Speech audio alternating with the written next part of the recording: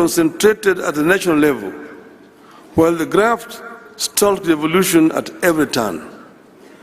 The interplay between oversight institutions like the county assemblies, Auditor General, the Senate, and the investigative and prosecutorial arms is weak, and the institutions not working together. But I want to say that it's not only that the corruption has been devolved, corruption has also remained very big at the national level. So the national level has no business talking to you about devolved corruption. When assemblies and the Senate inquire into a matter, the best they can do is recommend investigation. When investigators complete their work, the best they can do is to recommend prosecution. And there is, of course, no guarantee that the courts will punish the wrongdoers. Let us address these man-made challenges once and for all, so that we can unleash the full transformative capacities of our countries.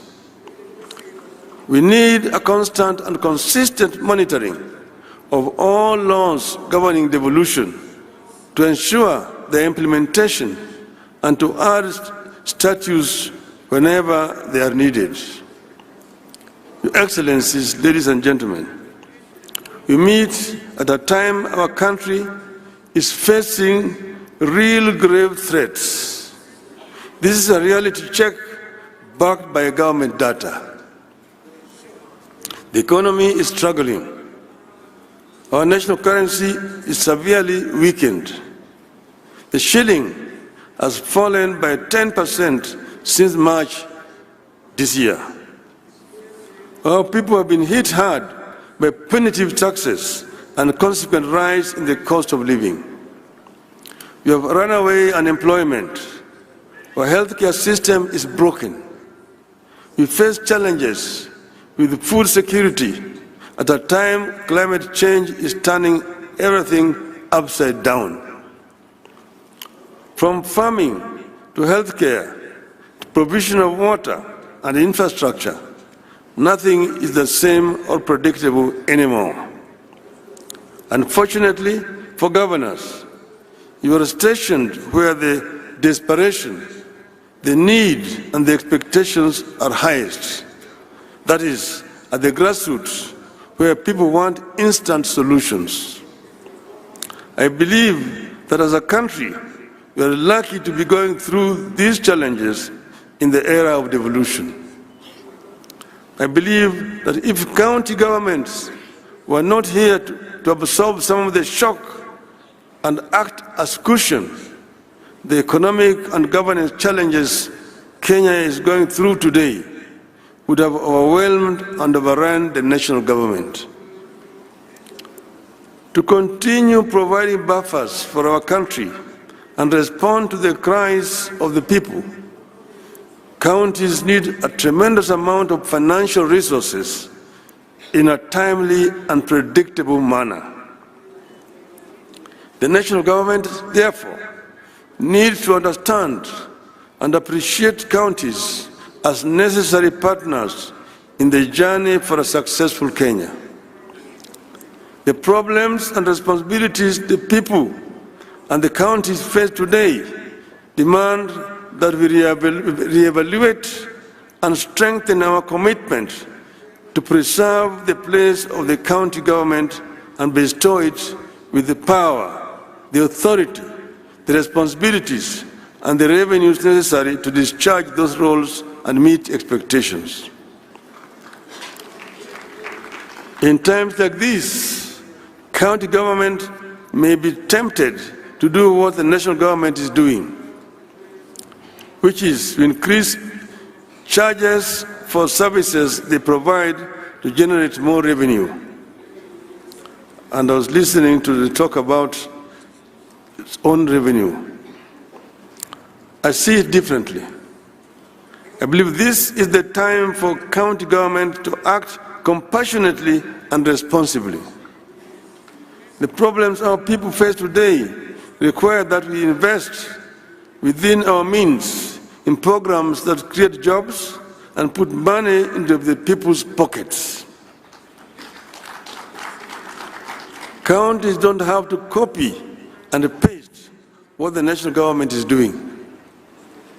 I encourage you to be own models for innovation and creativity.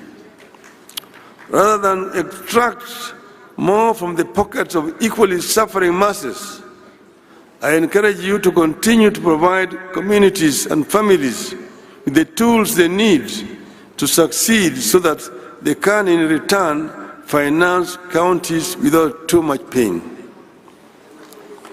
Being on the ground, governors have no time to get into a lot of ideological debates that consume our politics in Nairobi. Counties should have no time for merely making commitments and announcements. Governors have to be practical.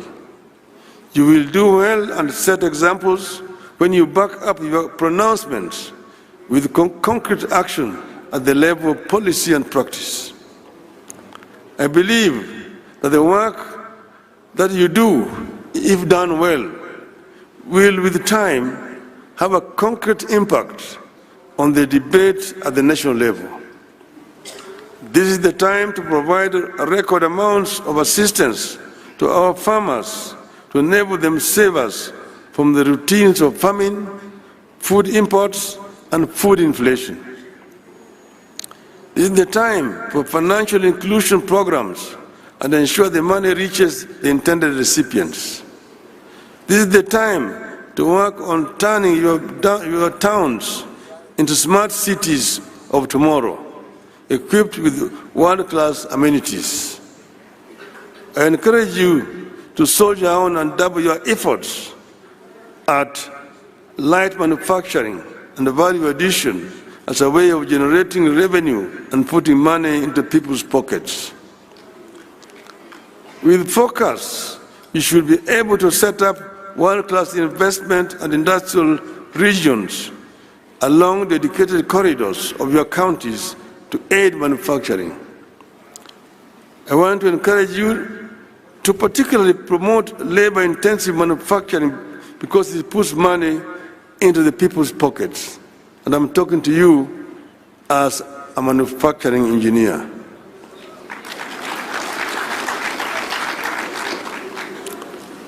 Put focus on building infrastructure, including roads, electricity, and water and farm irrigation.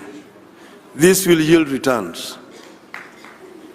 We have to ensure that our policies are predictable and tax regimes stable. Ease of doing business in your counties must therefore be a prime concern.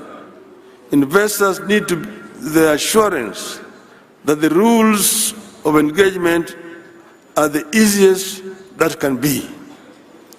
Remove bureaucracy. With such clarity, you will be able to create employment opportunities, encourage enterprise, and to create a bigger job market for our youth, widening your base for revenue.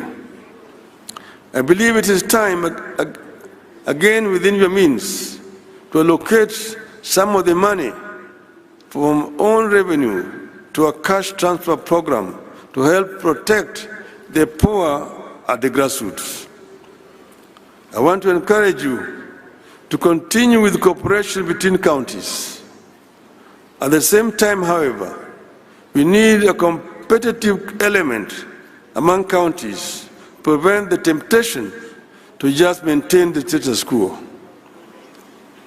Let us compete even as you cooperate. Finally, ladies and gentlemen, I want to disclose to you a reality slowly taking shape in our country, but which many of us, including the governors, may not notice. While national politicians may be getting all the attention, the action of translating policies into improvement of livelihoods is actually being determined by governors, county assemblies, and county governments. I see immense possibility for our county-driven growth and leadership in our country. I see potential for our county-driven quantum leap in our country. This hidden reality is not limited to one section of our region. The potential is unlimited. Be open to ideas, investments, and innovations. You may just be the team that put the country on the path to a reversible takeoff. I want to conclude by referring to what Governor Jonathan B. said, the host governor, that they are expecting bumper harvest in this region because they did mandamanos in the farms instead of doing the mandamanos on the streets or carrying sufurias.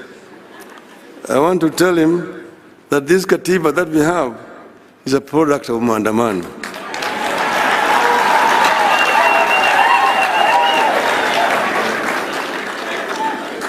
And I also want to remind that if mandamano can help families whose children were cheated or money being taken to Finland, there's nothing wrong with mandamano.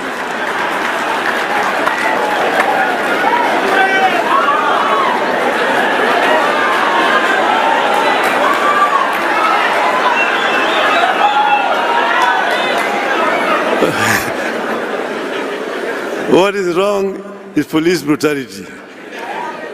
And finally, I want to tell a rogue ambassador, leave Kenyans alone. If mandamano can lead to a dialogue between Ichung'wah and Kalonzo, everything is good with mandamano. Tell the rogue ambassador, Kenya is not the United States. Kenya is not a colony of the United States. Keep your mouth shut when you hear. Otherwise, we will call for your recall back to your country. I thank you, ladies and gentlemen.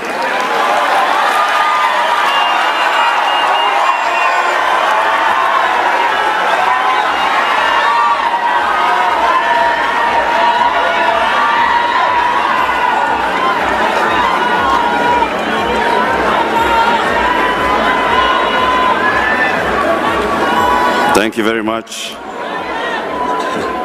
Another round of applause, please, for the former Prime Minister, Right Honorable Raila Odinga.